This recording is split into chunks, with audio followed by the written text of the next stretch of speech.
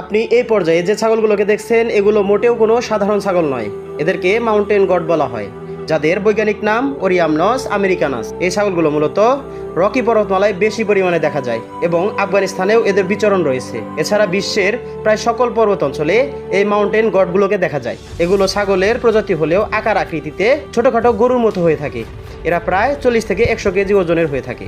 এদের এই খাড়া পর্বত বেয়ে ওঠা দেখে আপনি বিস্মিত হতেই পারেন, কিন্তু তারা ছোট থেকে এই প্রতিকূল পরিবেশের সাথে নিজেদেরকে খাপ খাইয়ে নিয়েছে। বর্তমান প্রযুক্তির সাহায্যে যে পর্বত বেয়ে ওঠা মানুষের জন্য কষ্টসাধ্য, সেসব জায়গায় এই ছাগলগুলো বসবাস করে। তারা প্রতি লাফে প্রায় 12 ফুট উচ্চতা পার করতে পারে। এরা খাদ্য গ্রহণের জন্য মাঝে মাঝে পর্বত থেকে নিচের দিকে নেমে আসে। এরা অন্যান্য ছাগলের মতোই ঘাস পাতা তরুলতা খেয়ে জীবন ধারণ করে। এই ছাগলগুলো প্রায় 12 থেকে 15 বছর বাঁচতে পারে। পর্বতের দুর্ঘটনায় পতিত হয়ে বেশিরভাগ ছাগলের মৃত্যু হয়ে থাকে। এই ছাগলগুলো সৃষ্টিকর্তার এক বিস্ময়কর সৃষ্টি।